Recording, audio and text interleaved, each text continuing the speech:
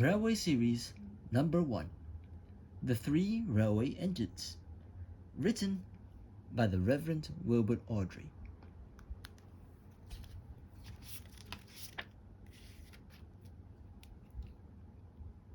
Edward's Day Out.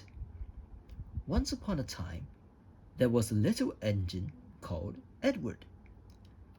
He lived in a shed with 5 other engines. They were all bigger than Edward and boasted about it. "The driver won't choose you again," they said.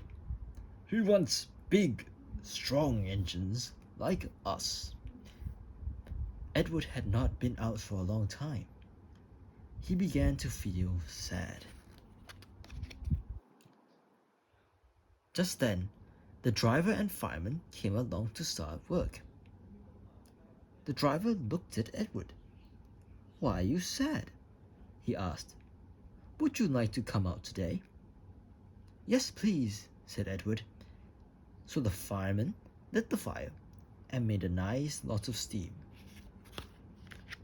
The driver pulled the lever and Edward puffed away. "Peep, peep," he whistled. "Look at me now." The others were very cross at being left behind. Away went Edward to get some coaches. "Be careful, Edward," said the coaches. "Don't bump and bang us like the other engines do." So Edward came up to the coaches very, very gently, and the shunter fastened the coupling. "Thank you, Edward," said the coaches. "That was kind, and we are glad you're taking us out today." Then they went to the station where the people were waiting. "Peep, peep," whistled Edward. "Get in quickly, please." So the people got in quickly, and Edward waited happily for the guard to blow his whistle and wave his green flag. He waited and he waited, but there was no whistle, no green flag. "Peep, peep, peep, peep, peep! Where is that guard?" Edward was getting anxious.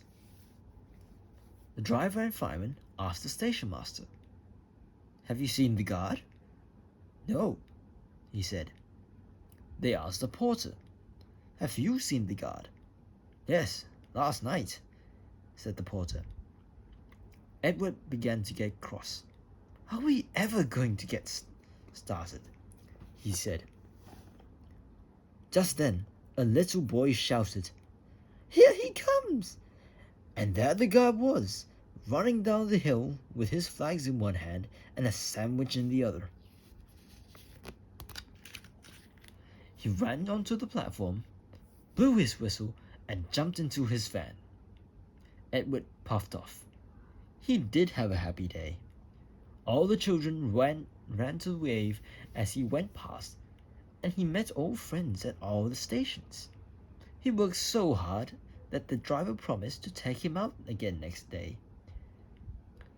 "I'm going out again tomorrow," he told the other engines that night in the shed. "What do you think about that?" But he didn't hear what they thought, for he was so tired and happy that he fell asleep at once.